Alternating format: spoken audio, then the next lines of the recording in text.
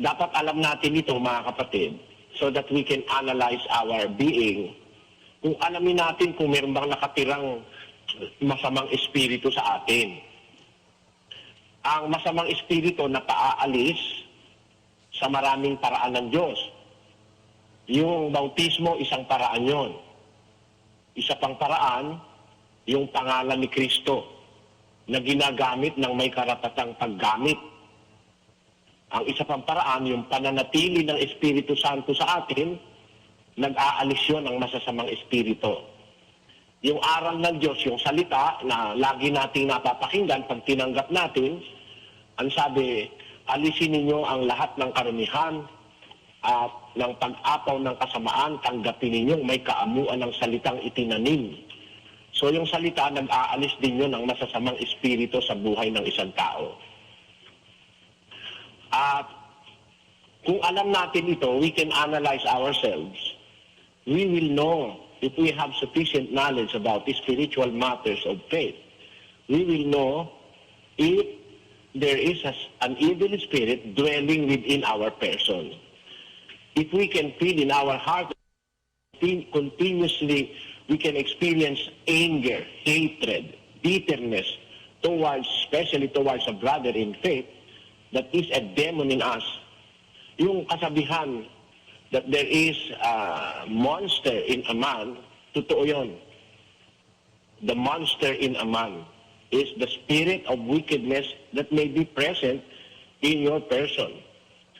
If you feel like speaking a lie always, you have a spirit of demon that causes you to lie. Meron tao masyadong sinungaling. Meron naman tao mahilig magnakaw.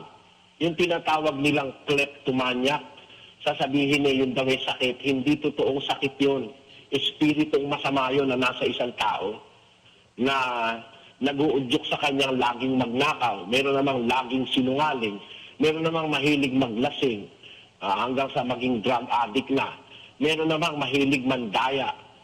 Meron namang mahilig na yung espiritu ng kalibugan. Meron taong ganon, sobrang hilig sa laman. Yan mga iba-ibang espiritu ng kasamaang nasa tao. Ngayon, dapat alam natin, i-analyze ang ating sarili, meron ba tayo niyan? Isang kursong Kristiyano, yung mai-expel sa ating pagkatao yung masasamang espiritu. Kasi sinasabi ni San Pablo sa 2 Corintios 7, yamang taglay natin ang pangakong ito, mga minamahal, magsipaglinis tayo ng lahat ng karumihan ng laman at ng espiritu, napakasakdalin ang kabanalan sa takot sa Diyos. So, sa iglesia, meron pa rin continuous na paglilinis ng karumihan ng laman at ng espiritu. Ang espiritu, pollutant yan eh.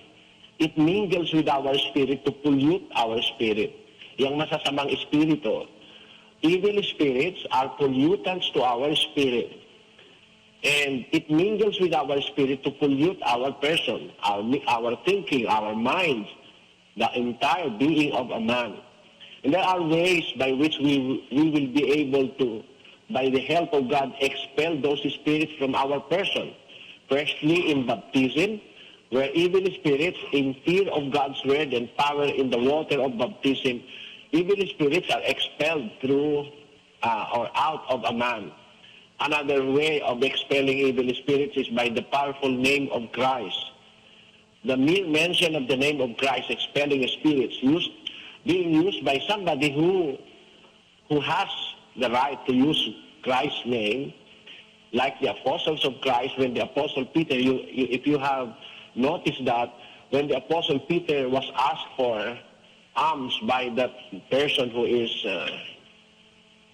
at the gate of the temple, and the Apostle Peter told him, silver and gold have I none, but such as I have, I give unto thee. In the name of Jesus Christ of Nazareth, rise up and walk. You can see how powerful is the name of Christ that operates on a person even without hearing anything yet. You must remember that this lame person, this disabled person haven't heard anything about Christ. He was just asking for pity or mercy from the apostles, expecting to receive some money from them.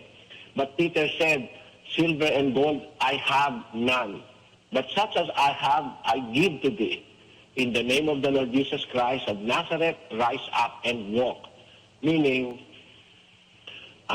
the mere mention and the mere use of the name of Christ by an authorized person such as the Apostle Peter can expel also demons and can heal sicknesses and weaknesses in man. Another is by the continuous dwelling of the Holy Spirit in us, it expels any evil spirit in a person. Another still is by continuously hearing the word of God and accepting it, it expels superfluity of evil and naughtiness and filthiness in a person's being, as what is written in James 1:21. Wherefore lay apart all filthiness and superfluity of naughtiness, and receive with meekness the engrafted word, which is able to save your souls.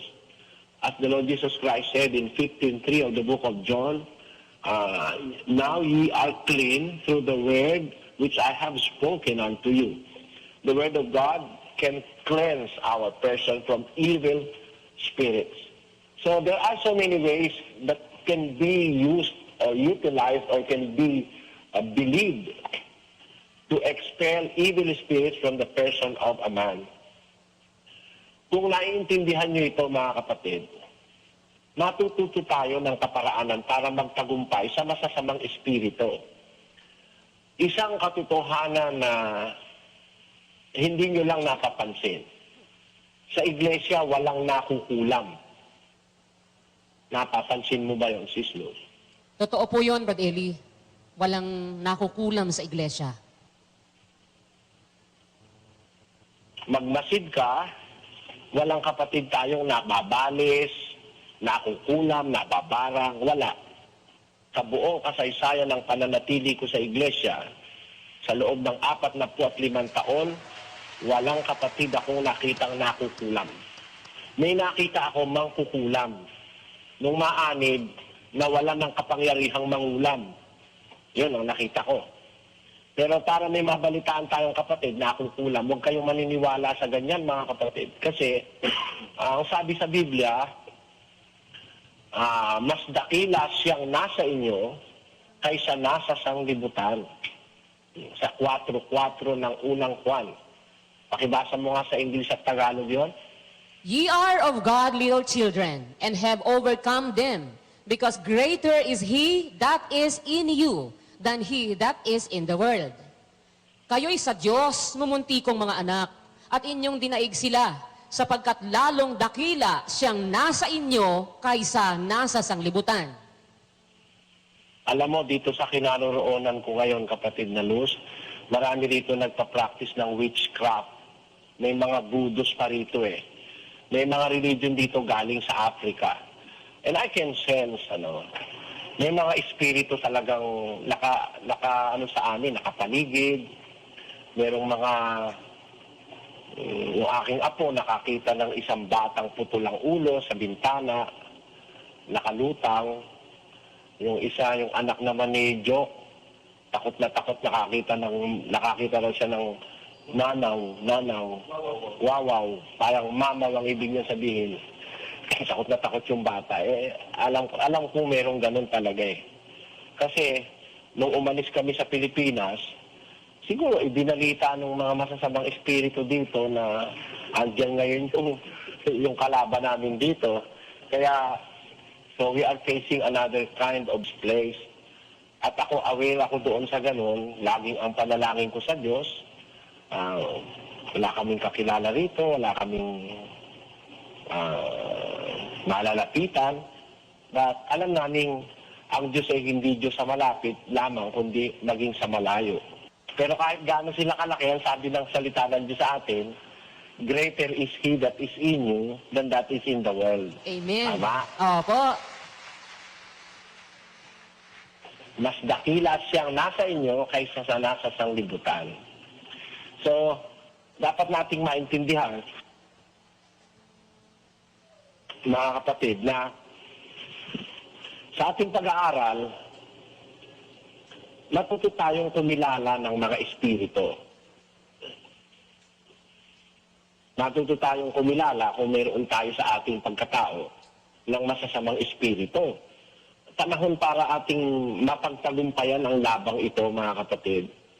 Kung meron kang bitterness, yung kapaitan sa puso, sa asawa, sa kapatid, sa magulang, sa kapwa, alisin nyo yun dahil masamang espiritu yun eh. Yung espiritu ng kapaitan, mga pagkakagalit, mga pagkakampi-kampi, mga pagkakabahabahagi, yung kayabangan, yung pagmamapuril, yung pagiging chismosa, yung pag-iimbento ng masama, mangangatha ng kasamaan, mga masasamang espiritu yan eh. Galing lahat yan sa masamang si Satanas na pinipilit niya na ang bawat tao malagyan niyang mga yan, kapatid na Luz. Kung meron tayong sapat na kaalaman, meron din tayong sapat na kakayahan at paraan para makaiwas sa masasamang espiritu. Let us learn how to use moderation within ourselves and our being. Yun ang paraan para ma-expel yung masasamang espiritu eh.